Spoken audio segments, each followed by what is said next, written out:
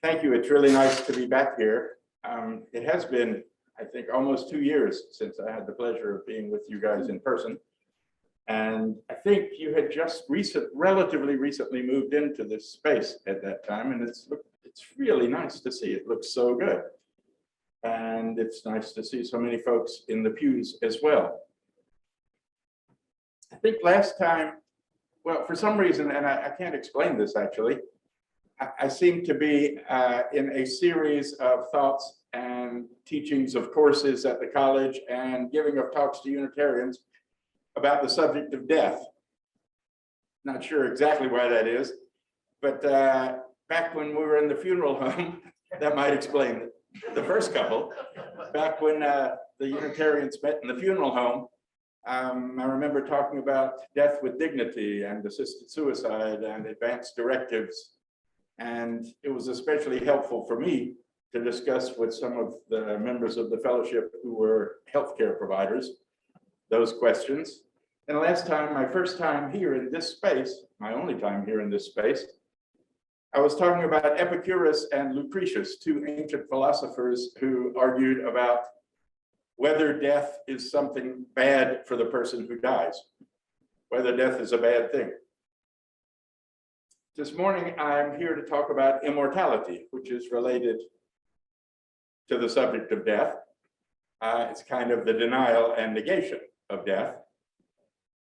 But it's an interesting topic, and a lot has been thought and written about it lately, and there are things happening out there in our technological culture that I want to call your attention to that I think you just might find interesting, and then move to more philosophical reflections on the subject in general.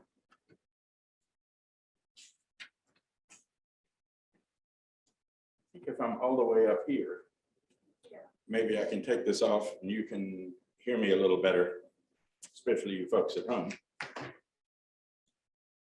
So just north of Phoenix, Arizona, on a frontage road near an airport, is a somewhat industrial looking building with one word, Alcor, on the front of it. It's the headquarters for the Alcor Life Extension Foundation, the world's leader in cryonic preservation. Housed in this building are the bodies of 185 people who, upon their deaths, were brought to Phoenix as soon as possible and put through an elaborate process of cryonic preparation and deep frozen in a process called vitrification. And I mean deep frozen in liquid nitrogen minus 196 degrees Celsius. That's about 321 degrees minus 321 degrees Fahrenheit. Each of these people, when they were still alive, paid serious money to ensure that they would be frozen in this way and that they would be maintained in this state for decades or, if necessary, for centuries and millennia. And by the way, you too can sign up for this treatment for the right price. For $200,000, your entire body can be preserved in this way, or for the reduced price.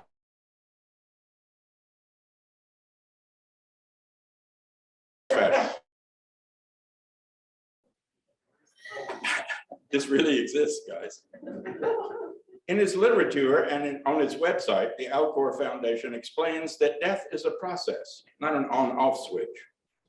In that view, even when the heart stops, the lungs stop, and the brain ceases to function, the dying process is not over and can still be paused through cryonic intervention. Although all of the bodies and heads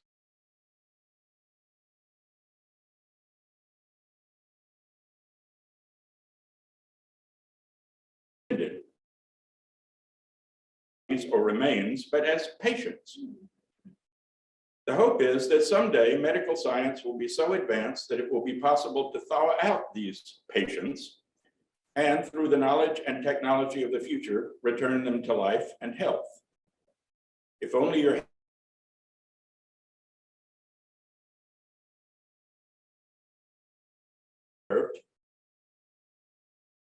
assumption is that the scientists of the future will provide you your revived and reconstituted brain with some kind of new body, maybe robotic, bionic body, maybe grown somehow from stem cells, whatever form this new body might take.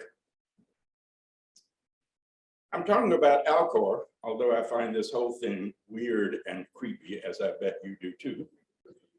I'm talking about Alcor because it represents a serious attempt to beat death, to deny that we are essentially mortal or finite creatures. The founders of the enterprise believe their medical science will someday find a way to stop or reverse the aging process so that in the future, people will not have to die at all. In that day, we will have achieved humanity's long-sought goal, immortality. Cryonics can keep you around until that day so that you may be revived in that glorious time, and you too will never have to die. They have a great advertising slogan. They call Alcor services an ambulance to the future. If you're interested in these people, I can recommend to you a book, by the way, called To Be a Machine, and it's written by a guy named Mark O'Connell, and it has the subtitle, Adventures Among Cyborgs, Utopians, Hackers, and Futurists Solving the Modest Problem of Death. My account of the Alcor comes from that book, by the way, and from perusing their website, which I recommend to you in the right mood. Alcor represents one wing of a larger movement known as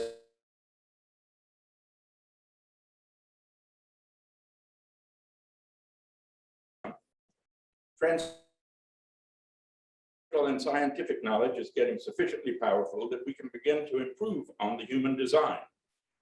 We can look forward to greater and greater progress in this area. Soon, they think, we can use our understanding of genetics not only to eradicate genetically caused diseases, but to make us better in many ways. We can engage in genetic engineering to improve our immune systems, to enhance our memories, to make us stronger, maybe more morally sensitive. Someday soon, maybe soon, we will use our understanding of neuroscience and cyber technology to insert nanochips into the brains in order to augment our cognitive processes. The list of enhancements goes on, but for most transhumanists, the real goal is to overcome death itself. Our carbon-based bodies age, wear out, deteriorate, finally cease to function. The ultimate transhumanist accomplishment would be to find a way to trade in these weak carbon-based bodies for something more stable, resilient, reliable. There would then be no reason why such a bionic person would ever die. One way that process is envisioned is the following. This is really interesting. An ultramicroscopic, I want to quote this right, an ultramicroscopic set of sensors goes through your brain, scanning the chemical makeup, the position and synaptic connections between the billions of neurons at deeper and deeper levels, making a detailed three-dimensional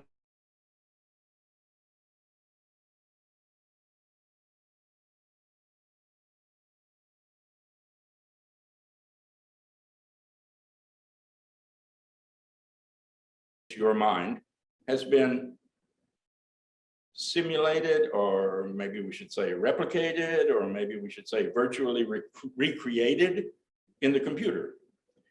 If there's someday a sufficiently sophisticated robotic bionic body that your new mind can, as it were, animate, voila, you will have moved from the frail and flimsy body to a much more durable and reliable silicon-based platform. As the transhumanists say, you will have left the carbon. And with proper care and occasional maintenance and repair, there's no reason your new mind and body will not last forever. An aside here, I mention this because the former president of Rollins College, the college where I teach, used to tell the freshman class when they came in for their initial talk from the president that there was no reason their generation would ever have to die. That this possibility I was just articulating would happen during their lifetimes. They could upload their minds into computers and never face the prospect of death. The president of the college told that to our freshman class.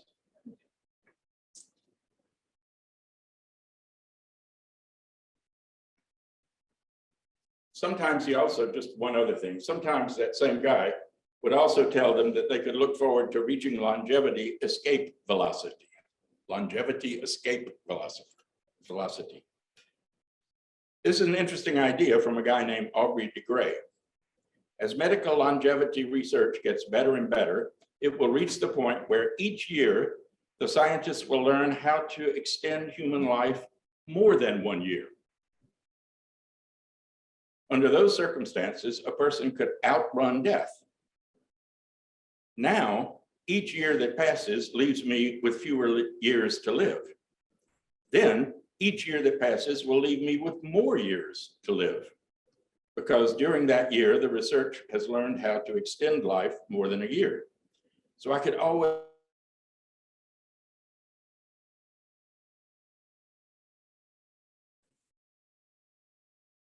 temporary extreme visions of immortality, because I find them fascinating, and they make the point that every age in its own way seems to dream about and hope for immortality. Our transhumanists bank on science and technology, or maybe science fiction and technology, really. But almost all of the world's major religions talk of some version of immortality, an escape from death. Yesterday, I was singing with the Bach choir at a 9/11 commemoration service. We were singing a Requiem Mass appropriately. And right there in the middle of the Mass, we sang, Liberame Domine de morte eterna. Free me, Lord, from eternal death. Not only religions, but generally mythology and fairy tales are a rich source of discussions of immortality as well.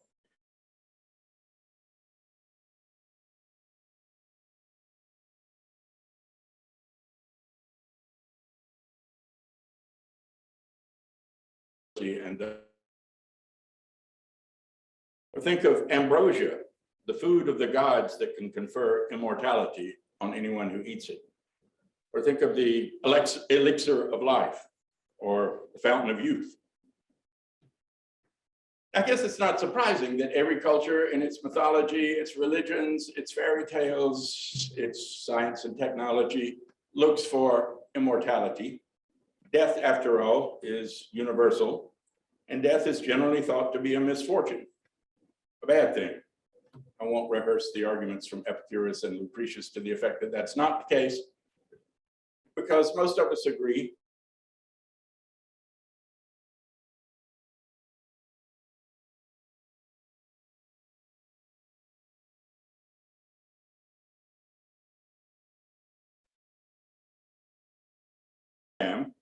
and you noticed a certain downward trend in your physical strength and abilities and more aching joints and memory.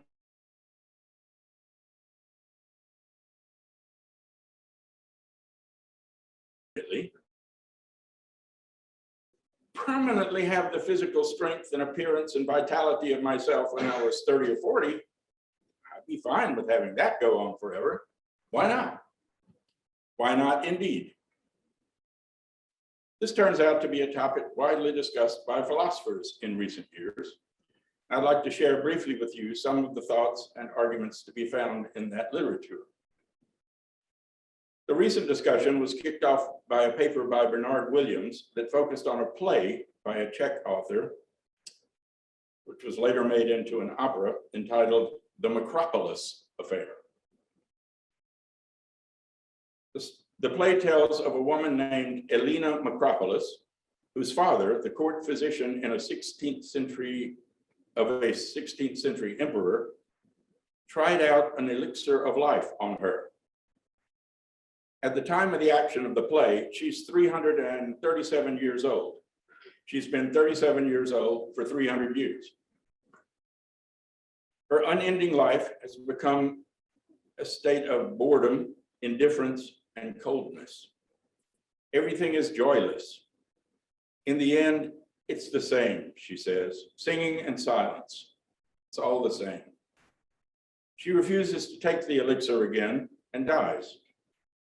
And the formula for the elixir is deliberately destroyed by a young woman to the consternation and protests of some older men. Williams is arguing that the kinds of things that make life worth living, that make life a good thing, are such that they can't be extrapolated forever into eternity.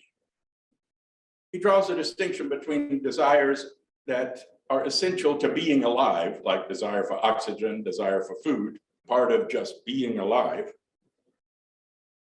desires we have because we're alive, on the one hand, and desires that make life worth living, that make life a good thing, on the other. He calls the latter categorical desires. Categorical desires differ from person to person. The other desires are common to us all just by virtue of the fact that we're alive, oxygen, food, and such. But categorical desires differ. Maybe for me, it's a desire to talk with young people about big ideas that gets me out of bed in the morning and makes life a good thing for me. Maybe for you, it's the desire to experience the beauty of another sunrise. William holds that just given the nature of human desire, none can continue to be fulfilling forever. He speaks of the diminishing returns to desire satisfaction, a fancy sounding term. The idea is that if you have a categorical desire, something that you want, something that you like, something that you enjoy, the first times that you have that desire satisfied, it's a source of meaning and value and makes life good. The claim is that after the 100th or the 1,000th time that desire gets satisfied, there's a diminishing return to that satisfaction as time goes on. If one of the things that makes life worth living for you is listening to your favorite music, that favorite song won't sound so good after the 1,000th time you hear it. Maybe you're Don Giovanni, Don Juan, who finds seduction of young women the source of meaning in his life. Is the 1,500th conquest going to have the same racy appeal as the 500th? Williams argues that no, it won't. That the nature of human desire is such that they can't be satisfied repeatedly forever. The law of diminishing returns to desire satisfaction guarantees that eventually, after centuries or millennia maybe, it will all be the same, singing in silence, all the same. Now, I hope you're thinking about this and you're ready to object. No, wait a minute. I have certain desires that I don't think I would get tired of satisfying over time. I have some examples in mind, but I'll leave it to you as a thought experiment. What sorts of desires might be the sort that, no matter how often satisfied, would never dull the effect of that satisfaction? It's interesting that when religions, when their agents talk about the possibility of immortality, of endless life, I don't know about you, I grew up in the Southern Baptist Church, and I was told that what I had to look forward to as part of my eternal life was playing a harp and singing sacred music. Now it happens that I like singing sacred music, so maybe I can imagine doing that for a long time and finding satisfaction in it. But I have friends who tell me that they'd rather go to hell than to have to listen to harp playing and participate in sacred music singing for all of eternity. So that's the vision you get. Or you get the vision, it will be an eternity in the intimate presence of God. That sounds good to me, but if there ever was a vague description of a state of being, that's a vague description of a state of being. To be eternally in the intimate presence of God. I don't quite know what that means. At any rate, Williams is convinced that if this goes on forever, the law of diminishing returns will set in, and an eternal life, an endless life, will be forever and in principle boring. Endless. We're talking endless, guys, not, a couple of decades. We're talking eternal life, immortality.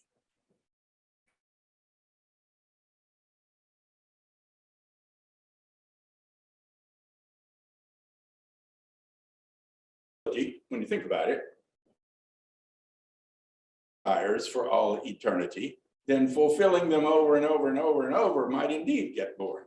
I might indeed lose the zest for those things which I desire and those satisfactions which come for those desires. But I could change in the course of an eternity. After all, I could develop new desires.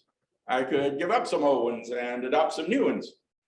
I could change enough so that the law of diminishing returns to the satisfaction of desires wouldn't set in. I would have new desires, and I could do that for an eternity. It's a really interesting idea, and it seems to me it's closer to the Asian traditions, and not only the Asian traditions, ancient Greeks as well, some of them like Plato, the conception of reincarnation, that I could become a different being over and over and over again.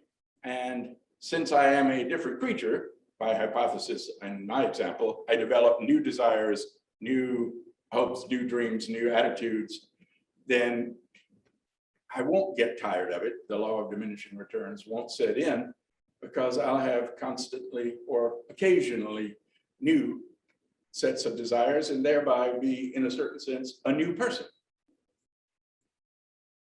I'm not a member of an Asian religious tradition, and so maybe it's unfair for me to be talking about it, but I've always found the notion of reincarnation fascinating and almost entirely unintelligible.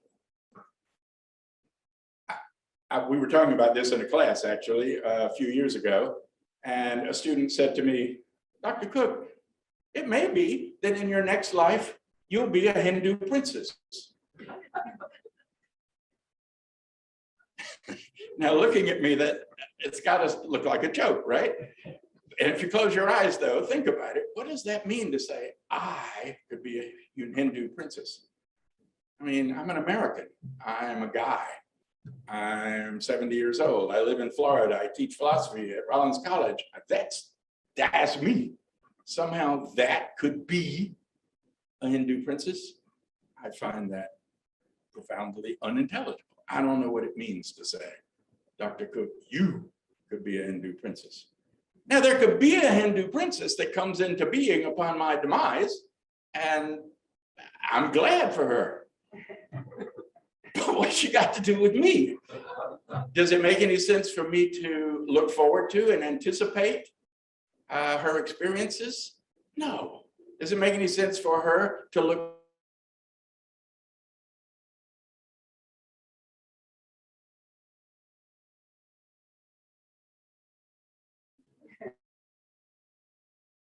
sense of this whole idea?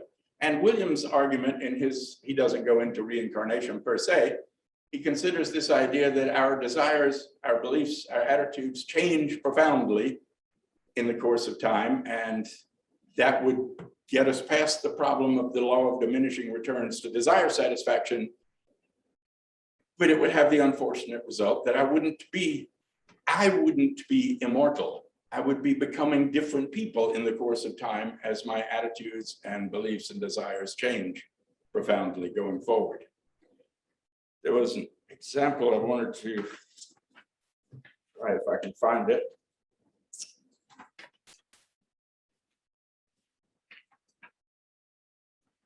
This is a thought experiment, and I'm actually curious to know what you'll think, although unfortunately, Unitarian services don't have question and answer and talk back sessions anymore after the message. That's unfortunate, but I do want you to think about this. You're 20 years old and you've been diagnosed with an illness that will cause you to die within 5 years.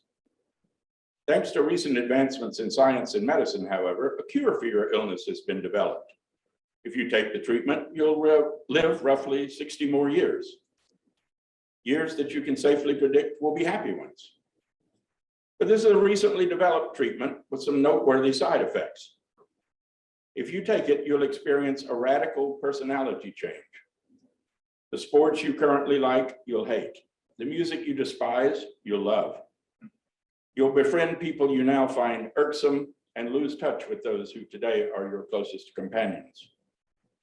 You'll make plans that would seem bizarre to you now and work on projects you would have never worked on otherwise. Should you take the drug? In some sense, you will live another 60 years. In another sense, you won't live a bit longer because it won't be you anymore. And given that trade-off, is it worth it? Williams, at any rate, argues no. I shouldn't go for that, and I shouldn't allow myself to imagine that I can beat the law of diminishing returns to satisfaction by changing those desires and attitudes and preferences over time in my immortal existence, because that will amount to my ceasing to be. And it won't be I who is immortal. It will be some other creature coming into being over and over. So this literature goes on quite a lot, actually. There's a pile of it these days because these issues raise questions of personal identity over time, raise questions of the significance of time and time passage for human existence. But to come back to home base here, let us all agree that life is a good thing. Let us all agree that all other things being equal, more life is better than less life. There is such a thing as premature death. And that's a bad thing. That's a misfortune. But let us not let ourselves be drawn into notions of immortality, of living forever, on vague notions of harp playing and sacred music singing, or on vague notions of reincarnation as Hindu princesses. Let us think about that and think maybe that's not so desirable, immortality of that kind. Maybe the natural span of human life, okay, maybe it's not 210 as it might have been 100 years ago, or 80 or 310. Maybe we're lucky. Maybe it's 80 now. Maybe it's 10. Maybe it'll be 5 or 5 and 10 in the course of time, but not immortality, not endless. That's not an appealing prospect when you think about what human existence is like, what makes it satisfying, what makes it desirable. But we seem moved to want that kind of transcendence of the present existence that seems somehow in its finitude, in its contextually limited place, insufficient. Some kind of transcendence. There are other kinds of transcendence available, though, as you know. And so as I recommend that we not seek immortality, whether through cryonics or through reincarnation, but rather, if we want transcendence, there are other ways to have it. There is, for example, thinking beyond oneself, as an individual, to think of oneself as part of a larger community, of which one is a part and to which one can contribute, and whose long-term well-being one can importantly make one's own and contribute to. Or just understand oneself in a larger sense as finite, yes, but a finite part of an infinite nature that extends infinitely backward in time, infinitely forward in time, and infinitely in expanse, in distance.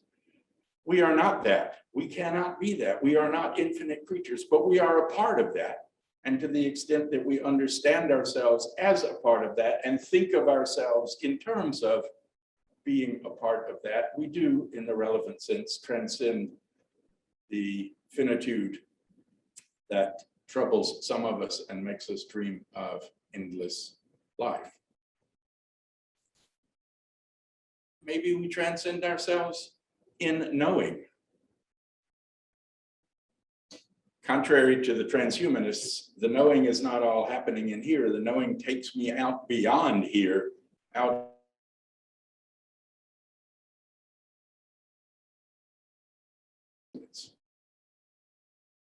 The aspiration for transcendence of our mortal finitude is not a bad thing.